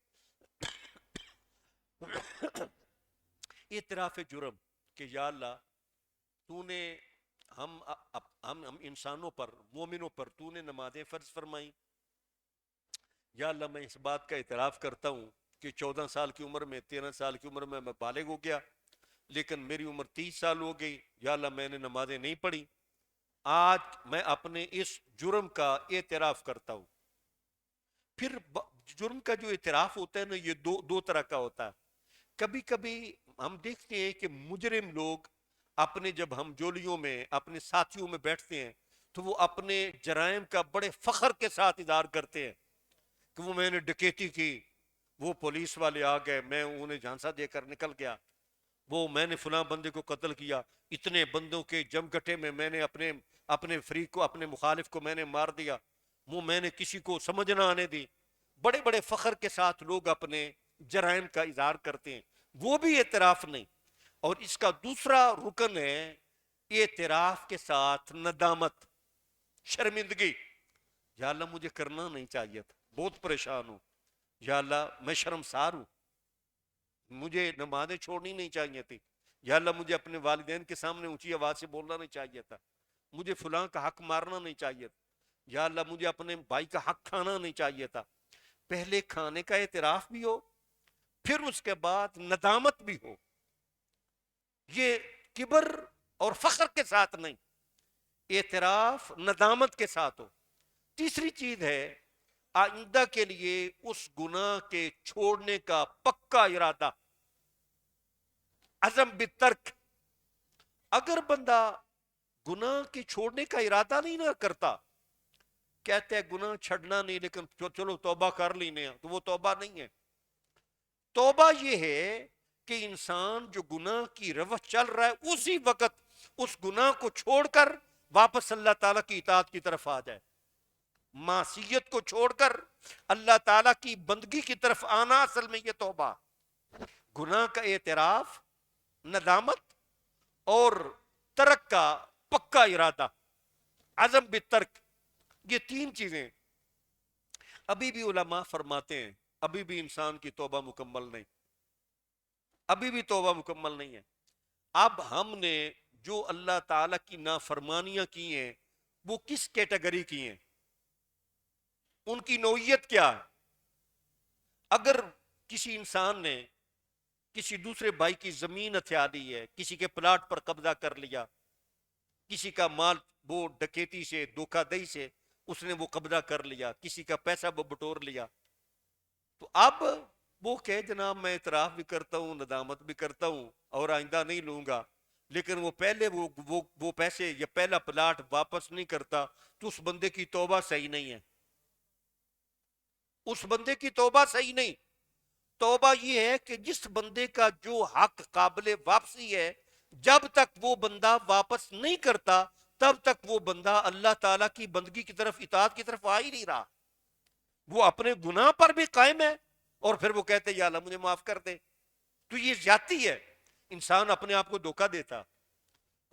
جتنے ایسے حقوق ہیں، مالی حقوق، وہ دو قسم کے ہوتے ہیں، یا اللہ تعالیٰ سے متعلق ہیں یا بندوں سے متعلق ہیں۔ بندوں سے متعلق ہوں، مالی حقوق ہوں، کسی کا کچھ لے کر غصب کر لیا، کسی کی زمین پر قبضہ کر لیا، کسی کا حق نہیں دیا، بہنوں کا حصہ تھا وراثت سے وہ نہیں دیا، کسی اور یہ دھوکے سے کوئی مال کسی نے قبضہ کر لیا، جس طرح کہ آج کل ہمارے ہاں پلاٹوں پر قبضہ یہ تو بالکل عام ہو چکا۔ تو آج کی رات ہم اللہ تعالیٰ کی بارگاہ سے توبہ کرنا چاہتے ہیں، اللہ تعالیٰ اپنی مغفرت یہ اپنے بندوں پر یہ بہانا چاہتا، تو اس کی مغفرت کے حصول کا طریقہ کیا ہے ہم جب یہاں پر بیٹھیں اپنی اپنی زندگی انسان اپنا نامہ عمل اپنے دائیں ہاتھ میں پکڑ لے، زندگی کے ایک سال کا جائزہ لے. چلو 10-12 سال پہلے انسان نابالغ رہتا، اسے چھوڑ دو. بلوغت کے بعد انسان اپنی زندگی کا جائزہ لینا شروع کر دے. میں 13ویں سال کی عمر میں تھا، میں سکول جایا کرتا تھا، میں فلاں کھیت میں کام کرتا تھا، فلاں جگہ پر کام کرتا تھا، فلاں یعنی دکاندار کی اجازت کے بغیر میں نے اس کی چیزیں اٹھا لی، فلاں جگہ میں نے کسی مالک کے بغیر اس کے کھیت سے میں نے کوئی چیزیں وہ چوری کر کے وہ کھا لی، وہ فلاں کا یعنی محلے میں میں نے ایسا کر دیا وغیرہ وغیرہ، میں نے فلاں کو گالیاں دی، میں نے فلاں کو مارا. پوری زندگی کا آپ نامہ اعمال اپنے ہاتھ میں پکڑ لیں. اور یہ بڑا ایزی ہے. یہ اللہ تعالیٰ نے انسان کو ایسا یہ کمپیوٹر دیا ہے، جب تم اسے پرانا ڈیٹا تم دیکھنا چاہو گے تو اللہ تعالیٰ ایزیلی ایک کلک کے ساتھ تمہارا سارا ماضی تمہارے سامنے لے آئے گا. مشکل نہیں ہے. اور حضور نے فرمایا نا، حاسبو قبل ان تحاسبو، قیامت والے دن تمہارا حساب ہونا ہے، اس سے پہلے پہلے اپنا حساب خود کر لینا. اس سے پہلے اپنا حساب خود کر لینا. حساب ہونا ہے، اللہ حکم الحاکمین، حساب لینا، اور اس سے بڑا حساب لینے والا کوئی نہیں ہے. اس اللہ تعالیٰ کی بارگاہ میں ہم سب نے جانا. تو اس اللہ تعالیٰ کی بارگاہ میں جانے سے پہلے اپنے مالی حقوق بندوں سے متعلق ہو تو وہ دیکھو کہ کس کا ہم نے کیا کیا لیا اور ہمیں وہ واپس کرنا چاہیے. اگر کوئی بندہ کسی محکمے میں ہے، محکمے میں رہتے ہوئے اس نے کسی اپنے ماتحتوں کے ساتھ، اپنے اس سیٹ کے ساتھ اس نے کیا کیا دھوکہ دہی کی، کہاں اس نے ناجائز کام کیے، رشوت لے کر اس نے کس کس کا حق مارا. اگر وہ قاضی تھا، جج تھا، تو اس نے رشوت لے کر یا کسی سفارش کی وجہ سے کن کن بندوں پر اس نے ظلم کیے. کتنا مشکل ہے پوری زندگی کا حساب دینا ہے اللہ تعالیٰ کی بارگاہ میں.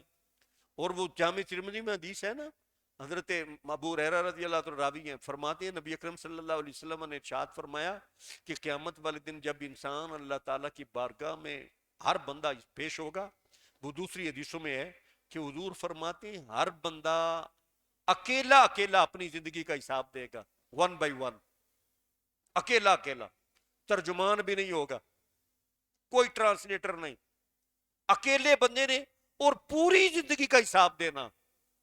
حضور فرماتے ہیں جب تک پوری زندگی کا حساب نہیں دے لے گا تو کوئی انسان اپنے قدم اٹھا کر اس جگہ سے دوسری جگہ اٹھا کر نہیں رکھ سکے گا.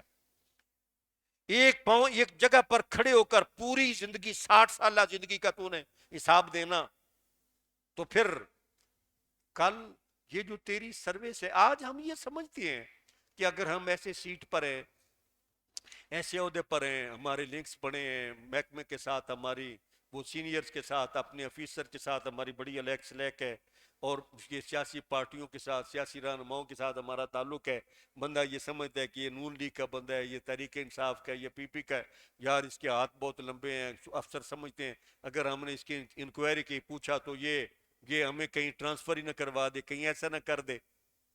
تو یہ اس سے دھوکے میں مبتلا نہ ہونا کہ اگر یہ دنیا والے تجھے نہیں پوچھتے تو اللہ حکم الحاکمین بھی نہیں پوچھے گا. یہ بالکل انسان کی یہ کام خیالی ہے.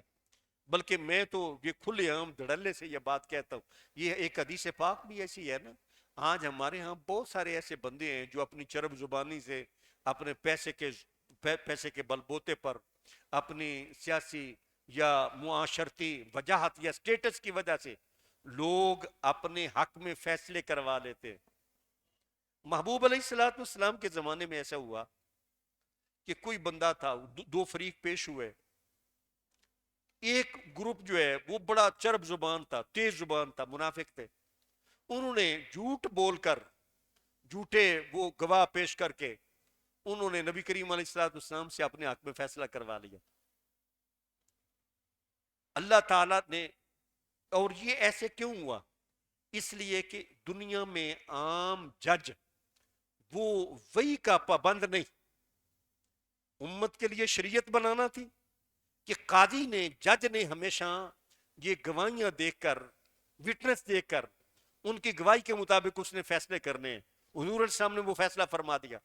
اللہ تعالیٰ نے وحی کے ذریعے سے بتا دیا محبوب علیہ السلام یہ معاملہ اس طرح نہیں جس طرح ان لوگوں نے بتایا، بلکہ یہ ظالم ہے، اصل میں مظلوم کو یہ حق اس کا نہیں دینا چاہتے۔ محبوب علیہ السلام نے حقیقی فیصلہ اللہ تعالیٰ کی وحی سے سنا کر فرمایا لوگوں یہ میرے اور آپ کے لیے، لوگوں یہ نہ سمجھ لینا کہ تم اپنی چرب زبانی سے، جسے آج کے نام سے آج کے زمانے میں جسے وکالت کہتے ہیں، بڑا وکیل کر لیا، وہ ہمارا وکیل بہت تیز ہے، اس نے بڑے مضبوط دلائل دیے، اپنے حق میں فیصلہ کروا لیا۔ سرکار نے ارشاد فرمایا کوئی بندہ اپنی چرب زبانی، اپنے زیادہ دلائل کے زور کی وجہ سے اگر دنیا میں کسی جج سے، حضور نے فرمایا اگر کوئی بندہ مجھ سے بھی فیصلہ کروا لے، میں آپ کے حق میں وہ فیصلہ کر دوں، حضور فرماتے ہیں میں نے گویا کہ ایسے بندے کو جہنم کا ٹکڑا کاٹ کر دے دیا، جہنم کا ٹکڑا، حضور فرماتے ہیں میں نے اس بندے کو گویا کہ جہنم کا ٹکڑا کاٹ کر دے دیا۔ کیا آج یہ غیر منصفانہ، غیر عادلانہ یہ عدالتوں کے فیصلے، اس سے مظلوموں کے حق چھین کر کیا قیامت والے دن ہم سرخ رو ہو جائیں گے؟ کیا یہ قیامت والے دن یہ ہمارے پاکستان کے ہائی کورٹس یا پاکستان کے سپریم کورٹ کے یہ فیصلے، یہ قیامت والے دن کیا یہ ویلڈ ہوں گے؟ ہر بندے کو خود پتا ہوتا کہ میں کس کا حق مار رہا ہوں، انسان اپنے آپ کو دھوکہ دیتا۔ تو یہ توبہ اصل یہ ہے کہ جس کا حق ہے حقدار کو حق واپس کرو۔ اصل اگر ہم نے یہ نہیں کرنا، میں آپ کو فضائل سنا دیتا ہوں، آپ کسی کا حق نہیں واپس کرتے، میں کہتا ہوں آج کی رات اللہ تعالیٰ بنو کلب کی بانوں کی تعداد برابر لوگوں کی مغفرت فرما دیتا ہے، جاؤ تم سارے بخشے ہوئے ہو۔ تو امام غزالی فرماتے ہیں جو بندہ نافرمان ہو اسے اگر کوئی بندہ رحمت کی آیات سنا کر یہ کہہ دے کہ بس ٹھیک ہے اللہ تعالیٰ بڑا بخشنے والا ہے، وہاں فرما دے گا تیرے لیے خیر ہی خیر ہے، تو کہتے ہیں وہ ایسے ہے جیسے کوئی بندہ سویا ہوا تھا، اس سوئے ہوئے بندے کو جگا کر اسے نشہ پلا دیا، کہا بس گہری نیند سو جا تیرے لیے خیر ہی خیر ہے۔ تو یہ تو ایسا عالم، امام غزالی فرماتے ہیں ایسا عالم خود دجال ہے جو لوگوں کو حقائق نہیں بتاتا۔ میں جمعہ کے خطبات میں بھی یہ بات اکثر عرض کرتا ہوں، اب بھی یہ بمانگے دھول کر رہا ہوں، کوئی بڑی سی بڑی شخصیت بھی مسئلے کی زد میں آ جائے تو پرواہ نہیں ہے۔ جو بندہ یہاں پر ظلم کرتا، کسی کا حق چھینتا، وہ کہے کہ خیر ہی خیر ہے جی، اللہ رحم الرحمین ہے، غفور الرحیم ہے، تو وہ بالکل اپنے آپ کو وہ دھوکہ دے رہا۔ نبی بخاری شریف میں حدیث ہے، نبی کریم علیہ السلام فرماتے ہیں، ابو ہریرہ اس کے راوی ہیں، حضور فرماتے ہیں قیامت والے دن کچھ بندے آ جائیں گے، بخاری میں حدیث ہے، حضور فرماتے ہیں قیامت والے دن کچھ بندے آ جائیں گے میرے امتی، میرا کلمہ پڑھنے والے، ان کے کندھوں پر، ان کے سروں پر چوری کا مال ہوگا، غصب کا مال ہوگا۔ عرب لوگ یہ اونٹوں کی چوری کرتے تھے، حضور نے فرمایا کسی نے چوری کے اونٹ اٹھائے ہوں گے، کسی نے چوری کا سونا اٹھایا ہوگا، اور وہ اپنے سر سے وہ نیچے پھینکنا چاہیں گے لیکن گرے گا نہیں، ہے نا حدیث پاک بخاری اور مسلم میں، حضور فرماتے ہیں جو بندہ کسی بندے کی، کسی بھائی کی ایک بالشت زمین ناجائز قبضہ کرتا، گٹھ بھر، جو بندہ کسی بھائی کی زمین ناجائز قبضہ کرتا ہے، اللہ تعالیٰ 7 زمینوں کی گٹھڑی بنا کر قیامت والے دن اس بندے کے سر پر رکھ دے گا، وہ بندہ پھینکنا چاہے گا گرے گی نہیں۔ حضور نے فرمایا وہ بندے چوری کرنے والے، غصب کرنے والے، ظلم کرنے والے، اپنا وہ ظلم اٹھا کر، چوری کا مال اٹھا کر میرے پاس آئیں گے، کہیں گے اے محمد، اے رسول صلی اللہ علیہ وسلم، ہم نے آپ کا کلمہ پڑھا، آج یہ اس مصیبت میں مبتلا ہیں، ہمیں اس مصیبت سے نجات دلائیں۔ حضور فرماتے ہیں میں فرما دوں گا کیا میں نے تمہیں کہہ نہیں دیا تھا کہ چوری حرام ہے؟ حضور فرمائیں گے میں کہہ دوں گا کیا میں نے تمہیں منع نہیں کیا تھا کہ غصب حرام ہے، دوسرے بھائی کا حق نہیں کھان؟ یہ بخاری میں حدیث ہے، کہاں ہم بھولے ہوئے ہیں؟ قیامت والے دن اگر حضور علیہ السلام نے معاذ اللہ تعالیٰ پناہ عطا فرمائے، اگر حضور نے یہ بات ہم سے کہہ دی تو کدھر جائیں گے؟ اے انسان، آج وقت ہے میں آپ سے یہ عرض کروں، آپ میں سے بہت سارے بھائی اللہ تعالیٰ کے فضل و کرم سے مجھے معلوم ہے کہ انہوں نے حتی الامکان کسی کا حق نہیں کبھی چھینا، لیکن اگر کسی سے کوئی ایسی غلطی ہو گئی تو آج کی رات کو غنیمت جانی، اگر ہم آج کی رات سے پہلے مر جاتے تو پھر ہم کیا کر لیتے؟ اس رات کو غنیمت جانی ہے، اور اس رات میں جس کا حق ہے وہ واپس کرنے کا عہد کرے۔ اسی طرح کچھ حقوق ایسے ہیں جو اللہ تعالیٰ کے ہیں، مالی حقوق ہے۔ مثال کے طور پر ہم 25 سال کی عمر میں پہنچے، اللہ تعالیٰ نے وراثت کے ذریعے سے یا کاروبار کے ذریعے سے یا کسی جیز سے اللہ تعالیٰ نے ہمیں صاحب نصاب بنا دیا، لیکن ہم یہ 40 سال کی عمر ہو گئی، 50 سال ہو گئی، ہم گزشتہ سالوں کی گن کر زکوٰۃ نہیں دیتے رہے۔ تو توبہ یہ ہے کہ گزشتہ سالوں کی زکوٰۃ کا اندازہ کر کے وہ اللہ تعالیٰ سے دینے کا پکا عہد کر لو۔ نماز کی توبہ یہ ہے کہ اگر فرض کرتے ہیں 13 یا 14 سال کی عمر میں انسان بالغ ہوا، تب سے لے کر انسان پر نماز فرض ہو گئی، ہماری عمر کسی کی 40 ہو گئی، کسی کی 35 ہو گئی، کسی کی 50 ہو گئی، ہم ریگولر نمازی نہ ہو سکے، صرف رمضان آ گیا، کوئی جمعہ وغیرہ آ گیا، ہم نے نمازیں پڑھ لیں، تو سچی توبہ یہ ہے کہ اپنی گزشتہ نمازوں کی اللہ تعالیٰ سے ایک عہد کر کے، کانٹریکٹ کر کے، توبہ کا معاہدہ کر کے اللہ تعالیٰ سے گزشتہ اپنی زندگی کی نمازیں واپس کرنے کا، ان نمازوں کی قضا کرنے کا ہم اللہ تعالیٰ سے عہد کر لیں۔ اسی طرح بعض انسان ایسے اعمال کرتے ہیں کہ وہ کسی کی عزت اور تکریم کے متعلق ہوتے ہیں، غیبت کرنا، کسی پر بہتان لگا دینا، کسی کے متعلق یعنی جھوٹی بات پھیلا دینا، کسی کی انسلٹ کر دینا، گالیاں دینا وغیرہ وغیرہ۔ تو ان کے لیے اگر آپ یہ سمجھیں کہ یہ بات کہنے سے مزید فتنہ نہیں ہوگا تو جا کر اس سے وہ اپنا حق نام لے کر وہ معاف کروائیں۔ اگر یہ محسوس کریں کہ فتنہ ہو جائے گا تو پھر اجمالی طور پر اپنے اپنے متعلقہ بھائیوں کو وہ کہیں کہ یار اگر مجھ سے کوئی آپ کی حق میں کوئی ایسی تقصیر ہو گئی تو آپ مجھے معاف کر دیں۔ میں بعض لوگوں کے متعلق کچھ پڑھا بھی کچھ جانا بھی کہ وہ ایسا کرتے تھے کہ شب برات سے پہلے باقاعدہ طور پر ایک دوسرے کو مل کر ان سے ان کے حقوق کی معافی مانگتے تھے، لیکن ہم لوگ اس سلسلے میں ہاں ہم کوتاہی برتتے ہیں۔ ہمیں یہ بھی ہمیں ضرور کرنا چاہیے۔ اور اس میں پھر اس کے بعد یہ بھی ہے نا حدیث پاک میں کہ ادعوا اللہ وانتم موقنون بالاجابہ واعلموا ان اللہ تعالی لا یستجیب دعا من قلب غافل لاہن۔ اب ہم دعا کی طرف آ رہے ہیں۔ حضور علیہ السلام نے ارشاد فرمایا، ابو ہریرہ رضی اللہ عنہ راوی ہے، جامع ترمذی میں حدیث ہے، حضور نے فرمایا بندو جب بھی اللہ تعالیٰ سے دعا مانگو تو پورے یقین سے مانگو۔ جب بھی اللہ تعالیٰ سے دعا مانگو پورے یقین سے دعا مانگو۔ یہ نہیں دعا مانگنی یا اللہ دلی تے معاف کر دے دلی تے نہ کر، یہ نہیں، یا اللہ دلی تے دے دے چاہے تے دے دے ان شیطا فافعل فان شیطا لا، یا اللہ جی چاہے تے دے دے چاہے تے نہ دے دے، چاہے تے معاف کر چاہے تے نہ، بس مانگو تو پورے یقین کے ساتھ کہ اب اللہ تعالیٰ اپنے فضل سے مجھے یہ ضرور عطا فرمائے گا۔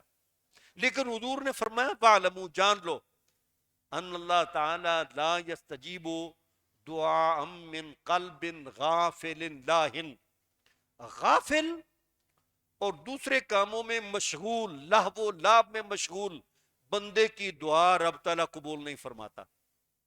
بعض بندے ایسے ہوتے ہیں نا وظیفہ بھی پڑھ رہے ہوتے ہیں اور ساتھ وہ اپنا موبائل پر نیٹ پر وہ کچھ وہ چل بھی رہا ہوتا، یہ دل کی کہیں اور طرف مشغول ہے، زبان سے کہتے ہیں یا اللہ ہمیں معاف کر دے، یا وہ بندہ اسے یہ نہیں پتا ہوتا کہ میں کیا کہہ رہا ہوں۔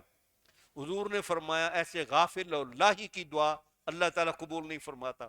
اب ہم نے ایسے کرنا ہے کہ الحمدللہ آپ سارے لوگ مسلمان ہیں، مومن ہیں، اور ہم صدقے دل سے اللہ تعالیٰ کی بارگاہ میں یہ توبہ کرنا چاہتے ہیں۔ میں اپنی کیفیت میں تو یہ اس لیے بھی یہ چاہتا ہوں کہ آپ لوگ یعنی آپ میں سے بڑے بڑے نیک لوگ ہیں، بعض بندوں کو میں جانتا ہوں واقعی بہت نیک ہیں، تو یہ جو اجتماعی توبہ ہوتی ہے نا، وہ بخاری شریف میں حدیث ہے نا کہ وہ کوئی بندہ تھا اس نے 99 قتل کیے تھے، ایک کم 100، اس نے قتل کیے تھے، تو اسے اللہ تعالیٰ کا خوف دامن گیر ہوا، کسی راہب کے پاس گیا تو اس سے پوچھتا ہے کیا میری توبہ قبول ہو جائے گی؟ اس نے کہا بالکل نہیں، تو 99 بندوں کا قاتل ہے، اللہ تعالیٰ تیری توبہ نہیں قبول کرے گا۔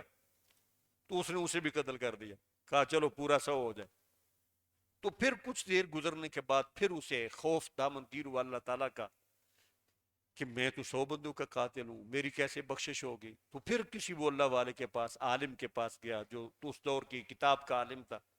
تو اس نے کہا اللہ تعالیٰ کی رحمت بڑی وسیع ہے، اللہ تعالیٰ کی رحمت سے مایوس نہیں ہونا چاہیے، لیکن اگر تو اپنی سچی توبہ چاہتا ہے، توبہ کی قبولیت چاہتا ہے، تو میں تمہیں بتاتا ہوں کہ فلاں بستی میں کچھ اللہ تعالیٰ کے نیک بندے ہیں، تو وہ اللہ تعالیٰ کی بارگاہ میں دعائیں کرتے ہیں، اللہ تعالیٰ کا ذکر کرتے ہیں، تو ان کی جماعت میں جا کر شامل ہو جا، اور جب وہ دعا کریں گے تو ان کے ساتھ تو بھی دعا میں شامل ہو جانا، جہاں اللہ تعالیٰ ان کی دعائیں قبول فرمائے گا، ان کے صدقے سے رب تعالیٰ تیری دعا بھی قبول کر۔ بخاری شریف میں حدیث ہے، حضور فرماتے ہیں وہ بندہ اس بستی کی طرف جانے کے ارادے سے نکل پڑا، راستے میں تھا تو اس بندے کو موت آ گئی، بستی میں گیا نہیں، راستے میں تھا، اس بندے کو موت آ گئی۔ ابھی یعنی جو یہاں پر روایات ہیں یہ کافی ساری ہیں، چلو اختصار کے ساتھ، وہ عذاب والے فرشتے بھی آ گئے کہ یہ 100 بندوں کا قاتل ہے، رحمت والے فرشتے بھی آ گئے کہ یہ سچی توبہ کے ارادے سے گھر سے نکل پڑا تھا۔ تو وہ رحمت والے فرشتے کہنے لگے یہ سچی توبہ کے ارادے سے نکلا تھا، تو اس لیے ہم نے اس کو جنت میں لے جانا، اس کی روح کو۔ عذاب والے فرشتے کہنے لگے کہ اس نے یہ 100 بندے قتل کیے، ہم اس کی روح کو جہنم میں لے جائیں گے۔ تو وہ اللہ تعالیٰ کی بارگاہ میں وہ فرشتے وہ اپنا معاملہ لے کر کے، اللہ تعالیٰ نے ان فرشتوں سے فرمایا زمین کو ماپ لو، جدھر سے آ رہا تھا وہ بھی، جدھر جانا چاہتا تھا وہ بھی، اگر جدھر جانا چاہتا تھا اہل اللہ کی بستی، اگر وہ تھوڑا فاصلہ ہے تو اسے جنت والے لے جائیں، اگر جدھر سے آیا ہے وہ تھوڑا فاصلہ ہے تو اسے جہنم والے لے جائیں۔ حضور فرماتے ہیں جدھر سے آیا تھا در حقیقت وہ جگہ تھوڑی تھی، جدھر جانا تھا وہ زیادہ تھی، لیکن رب تعالیٰ کی رحمت کو یہ بات، یہ رب تعالیٰ کی غیرت کو یہ گوارا نہ ہوئی کہ جب سچے دل سے بندہ نکل پڑا تو آپ وہ جہنم میں کیوں بھیجوں؟ رب تعالیٰ نے اگلی زمین کو ارشاد فرمایا تو سکڑ جا، پچھلی کو فرمایا تو پھیل جا۔ فرشتوں نے جب پمیش کی تو وہ آگے والی زمین کم نکلی، تو رب تعالیٰ نے فرشتوں کو حکم فرمایا کہ اسے جنت میں لے جاؤ۔ تو سچے دل سے، میرے حضرت صاحب فرماتے تھے وہ تو بندہ راستے میں تھا، ہم تو اللہ تعالیٰ کے فضل و کرم سے اللہ کے گھر میں پہنچے ہوئے بندے ہیں، ہمارے لیے تو مغفرت ہے۔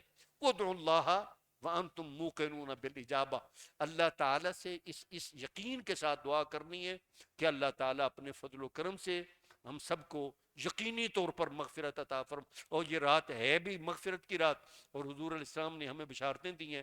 تو اب ایسے ہے کہ ابھی ہم یہ دعا کر لیتے ہیں، بتیاں جو اضافی جو بتیاں ہیں وہ بند کر دیں۔ سید کلیم الحسن شاہ صاحب کی طرح